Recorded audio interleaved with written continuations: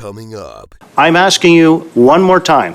Will you provide the 700 incidents, or is that not a true statement?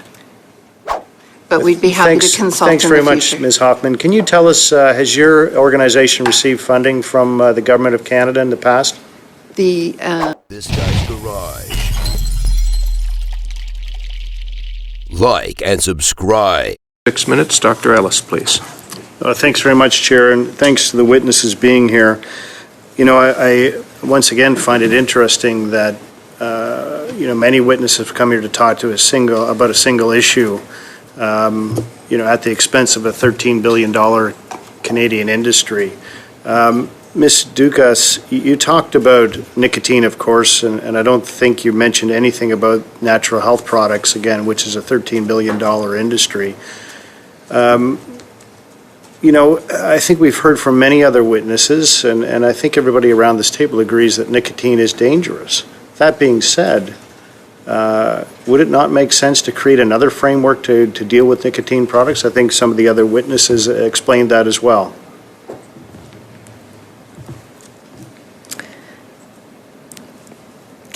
Thank you for that question. Thank you. Sure, it would be great if we had a framework, but we don't. And we just can't afford to wait for a framework. Nicotine is highly addictive, and that's what the ministerial order tried to tackle in a prompt way. So I think that the idea here is just to, should Bill 368 go ahead, to carve out nicotine products. Thanks very much, and through you, Chair. So what you're telling me is that this federal Liberal government is suggesting that it's too difficult to deal with nicotine products, so we should destroy a $13 billion industry to do it, that they don't have any idea, no clue of how to create a new framework. Is that what you're suggesting? Have you had those discussions with them? Dr. Ellis, we've suggested an amendment that's part of our brief on page 1, and I think that... No, I get that. I asked you a very specific question, though. Have you talked about another nicotine framework with the federal Liberal government? I think we've been dealing with it. Thank you for that question. We've been dealing with an industry that has outpaced regulation. It's happened all over the world, and governments are struggling to keep up with the new products that are being put on the market. Thanks very much. I guess I'm going to struggle with your answer in the sense that is what the House of Commons does. It creates laws and regulations. And obviously, if we have a government that refuses or doesn't know how to do that, that creates a problem for Canadians. But what I'm saying to you is, great, an amendment, super. I just find it difficult that we have a government that doesn't have any other way to do this besides having folks like yourselves come here with a single agenda to talk about something that is a tiny part of a $13 billion industry. I think that's, for Canadians, and especially for Canadians who use natural health products, that's distressing, very distressing. But thank you for that anyway. Ms. Hoffman, I'll move on to you through you, Chair. You talk about 700 incidents of reports, or I can't remember your exact wording, of difficulties with natural health products. Can you tell me where you found that information? Thank you very much for the question. ISMP Canada directly receives reports from consumers, individual practitioners, and healthcare organizations. Within that, it crosses all the continuum of possible products. We looked into our database, and we had a total of 700, 400 of those since 2019. Now, these are errors or issues. These are consumers saying, the label was confusing, I bought the wrong thing, and then I was out the money and I didn't get what I needed. Right up to, this is an incident report where an NHP was overused and contributed to, for sure, in the cases that we talked about, the death of someone. Great, and so thanks for that. we take those in and analyze them. Can you tell us how many reports you had that there were rodent droppings and urine in the products? I don't have that level of detail about each and every report. We have a summary for you today. And could you table the entire report with this committee as well? We could undertake to compile and provide a report. Yeah, you made it seem like though you have these 700 different incidents of problems with natural health products, as you mentioned, from something as somebody read the label wrong or had a mistake to your egregious claim of death. But that being said, I would like to see all 700 of those reports. This is a very serious issue. We have a government who has said previously that hundreds of people have died by the hands of these products. They were never able to provide that information. That is why I'm telling you on behalf of Canadians to provide those details of these 700 reports, because that's very, very important information. Will you do that? Thank you very much, Dr. Ellis. And I should say that we regularly update and issue bulletins and newsletters. I'm sorry, I'm going to interrupt you because I didn't ask you about that. I want you to provide those reports. This is a very, very serious issue. Will your group, who's made these claims, provide those reports to this committee? Yes or no? It's a simple answer.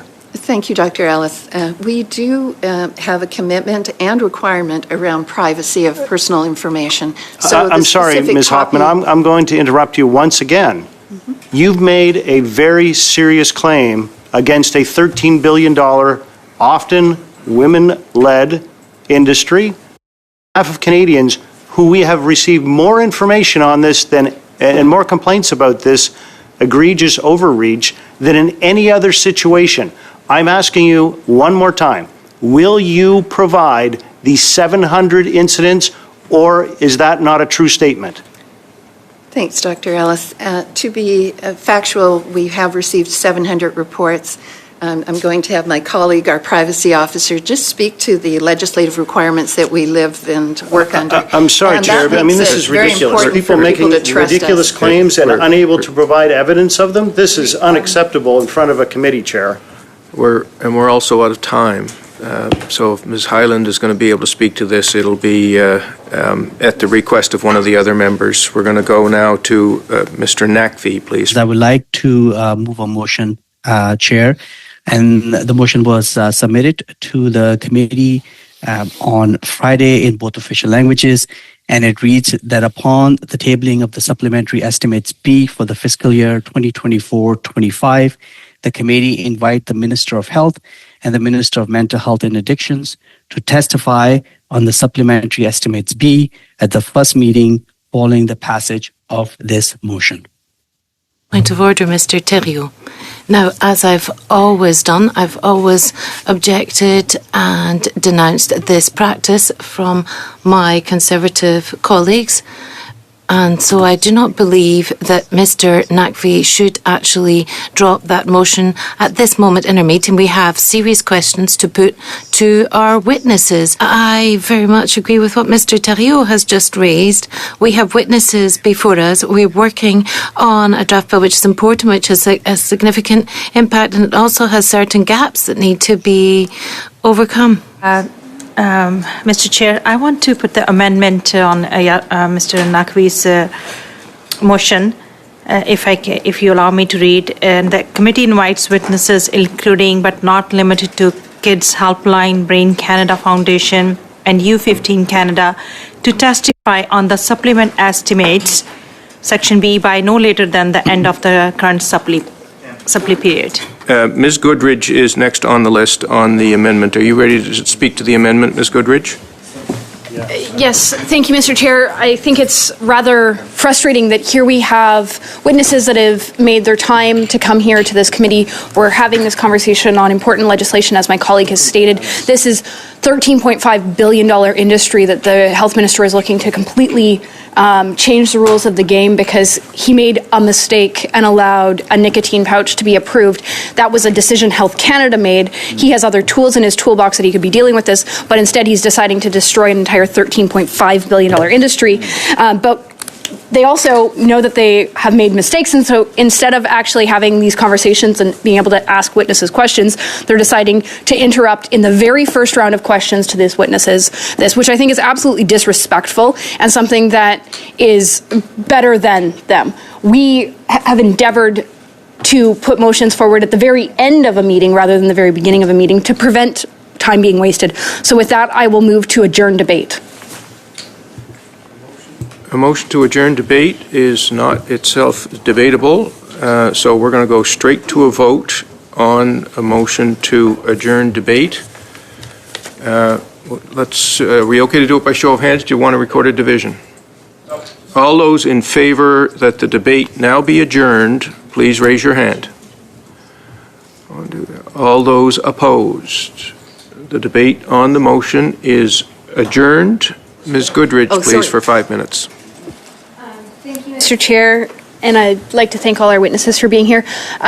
So, Ms. Hoffman, I just want to kind of follow up a little bit. So you used the number 700, and now when my colleague was asking questions in regards to being able to allow us to see this documentation, you kind of skirted around the issue saying, well, you couldn't give us an exact list. Well, the number 700 clearly comes from somewhere. And I understand privacy. Each and every one of us are bound by freedom of information in our offices and are used to dealing with sensitive information on a regular basis.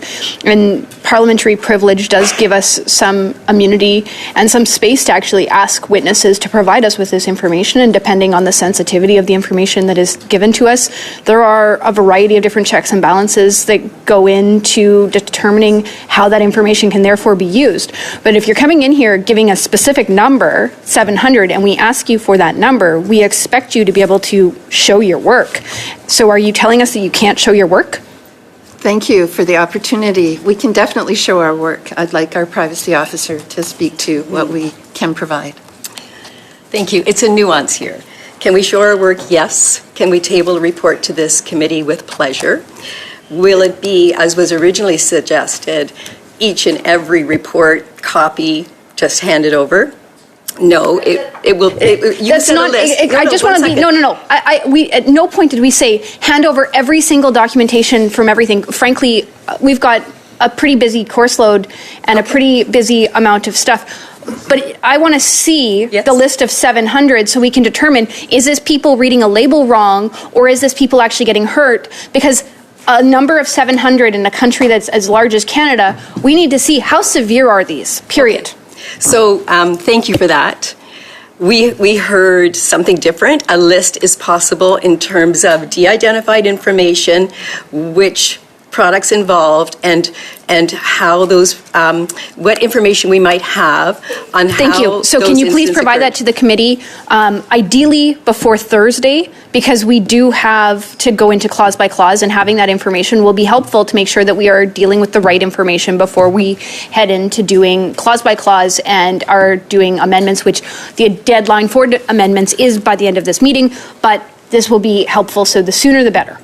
But to go on to the next piece, Dr. Chen, I really appreciate you coming here today, or Mr. Chen, sorry. How many practitioners are in your industry here in Canada? I have in my report Ontario about 2,700 acupuncturists and Chinese medicine practitioner. BC, there's around 2,000. Quebec, around 1,000 something.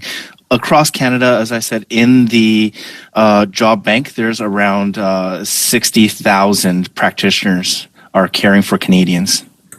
So 60,000 across this country depend on natural health products to be able to conduct their business and care for Canadians. So what is the economics? What is the economic impact of this business in Canada? I don't have the exact amount, how much the economic impact, but 60,000, that's not including the farmers. That in Chinese medicine, we really emphasize on eating where you live. So a lot of us purchase products locally. You know, you have to eat where you. So Canadian farmers will be affected. Ginseng farmers, herbal farmers. These are all people that are directly or indirectly affected in Canada. Do you believe that the policies that have been put forward by this Liberal government will have an impact on the day-to-day operation of these practitioners and these farmers? Oh, yes, definitely. So what will happen is, so when they come in to see a consultation when I prescribe these herbs, they're going to see, okay, it used to cost $5 or $7 or $10. Now it's going to cost $50, $100 for a bottle that would last you maybe two weeks. So now it's a financial burden. Also, the Vanessa's law, it's Vanessa law is based on a pharmaceutical model. So it's based on a high risk product, not with a low, like prescription drugs. So these risk profile is very important. So when you're doing a product profiling, it's not your pepper. What we prescribe, pepper, ginseng, or onions are not the same as warfarin or nicotine or these kind of products. It's not the same. Thank you. We heard 700 cases. They are a lot. What are the most common safety concern your organization has been seeing? Thank you for the opportunity to speak around the fact that NHPs are low risk, but there is some risk there. And certainly I'll start and then I'll ask my colleague to finish up. One of the biggest risks is around the dose or the amount of an NHP. And in some cases, taking a large amount or taking the dose that's ordered too often can create a significant risk. And we have seen that in previous cases. Other examples? Other examples would be the person providing their own care or seeking their own care is not aware of potential interactions with other products they're taking. They can be pharmaceutical or other NHPs. They're also not well aware of contraindications. If they have liver, heart, kidney, eye disease, maybe this is not the right product for them and they don't know. Those then are preventable harms, because had they known, they wouldn't have used that NHP. And so warnings, not having clear warning on the package, having difficulty finding that warning until they get home or until after they've taken the medication and realized, oh, if I'd known about that warning, I actually wouldn't have used this product. I would have chosen a different product for my care or my family's care. Dr. Ellis, for 5 minutes, please. Thanks very much, Chair. Certainly we've talked a fair bit about difficulties with natural health products. This is a very serious topic that's come up many times. We've heard from Dr. Sharma previously when the original omnibus bill was presented, talking quite frankly very much out of order with respect to the death of a young child in Alberta, which realistically had nothing to do with natural health products. All of this talk about numbers and outcomes has really cast a very negative light on natural health products in Canada. And obviously that is a very serious allegation that, once again, we've heard some egregious allegations from the minister, which he was not able to substantiate. And again, even today, sadly, we've heard from witness after witness who want to tell us that this data exists, but really, for some reason, have hesitancy to provide it. And therefore, Chair, I think this is important enough that I'd like to move a motion related to this particular set of data, that the Health Committee request a list of provide a list of the 700 incident adverse reactions, the date of the incident, the product involved, and the outcome, and this must be provided to the Standing Committee on Health within 30 days.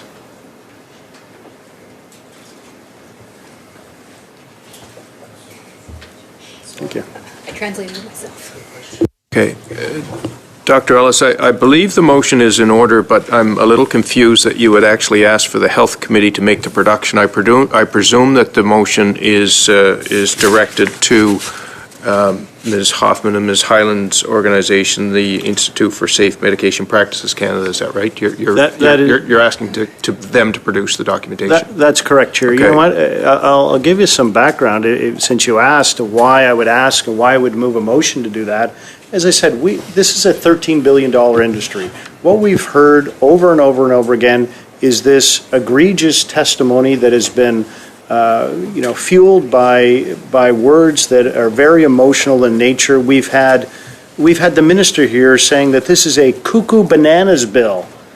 First of all, what minister would talk like that? We've heard him also talk about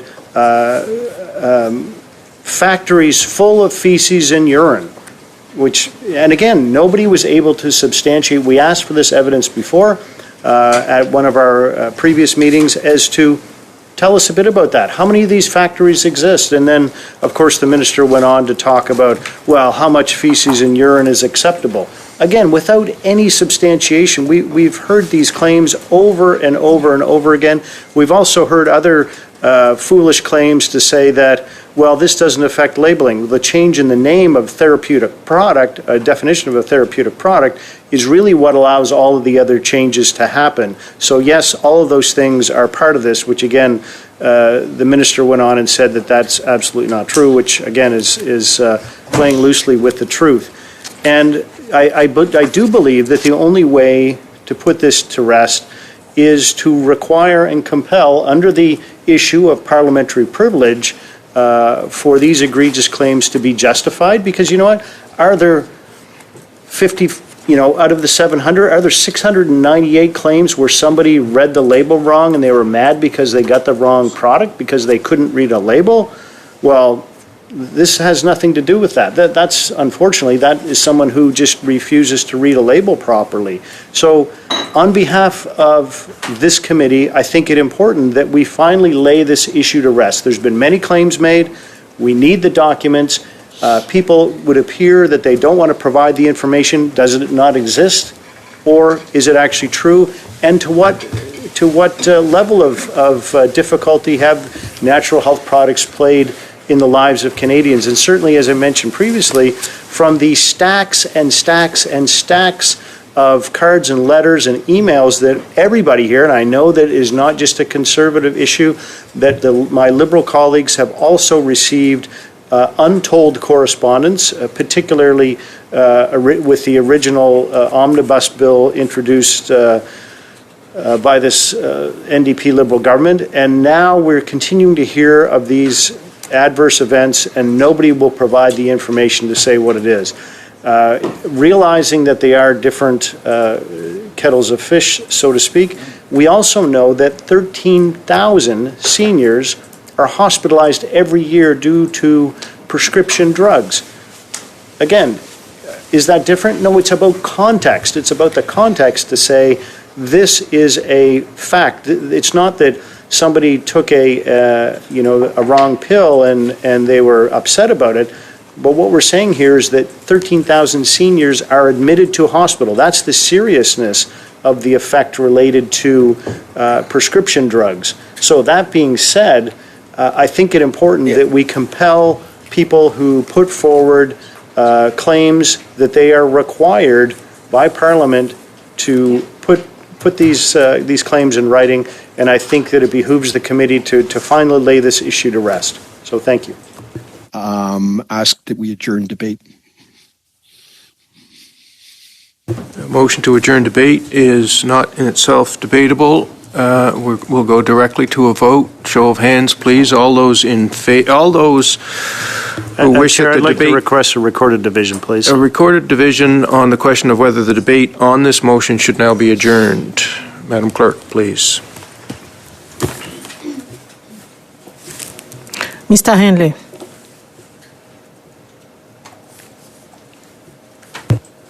Sorry, the question is on adjourning debate, not on the motion? Correct. Okay. To adjourn debate on this motion. Okay, I support. Mrs. Hefner. En faveur. Mr. Nakvi. Yes. Mr. Polowski. Yes. Mrs. Sidhu. Yes. Mr. Doherty. No. No. Mr. Ellis. No. Ms. Goodrich. No. Mr. Moore. No. Monsieur Thériault. No. Mr. Julian.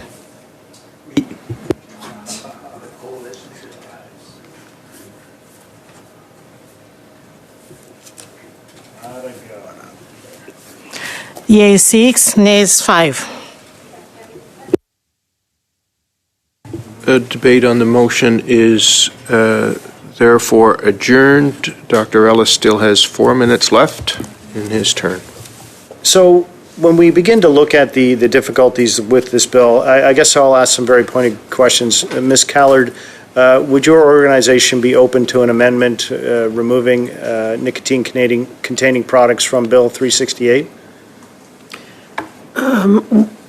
That would meet many of our concerns, yes. Thank you very much. Ms. Hoffman, same question. Would your organization be open to removing nicotine products from Bill 368? Today, we speak on the concerns that we have with Bill 368 and a number of concerns, and so we are silent on any proposed amendments today. Sorry, I guess I don't understand that. You spoke very strongly about nicotine-containing products and how this bill would cause difficulties with that, but a specific amendment removing nicotine-containing products from this bill, you have no opinion on that? Speaking in isolation about one amendment without the ability to consider what the legislation would look like, we're not in a position to speak for or against today. But we'd be happy to consult in the future. Thanks very much, Ms. Hoffman. Can you tell us, has your organization received funding from the Government of Canada in the past? The ISMP Canada does receive funding from the federal government, but also provincial governments, healthcare organizations. And how much money does ISMP receive from the federal government on a yearly basis? We have a contribution agreement with Health Canada, $1.8 million per year. Thank you. Approximately. And Ms. Ducasse, would your organization be opening to an amendment to Bill 368 removing nicotine-containing products? Thank you for that, Dr. Ellis. The devil's in the detail, but on principle, yes. Thanks very much for that. Mr. Chen, if I could turn to you, what we've heard, you've been in, and I know that your family has been in the traditional Chinese medicine space for quite some time, helping many Canadians with respect to their health issues.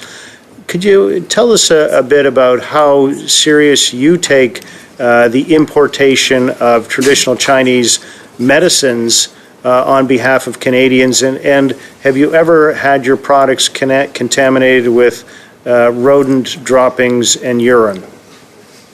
Yeah, that's never happened. All the factories that we use has ISO regulation. It has GMP regulations on top of everything. So we follow very strictly to what's required in good manufacturing practices.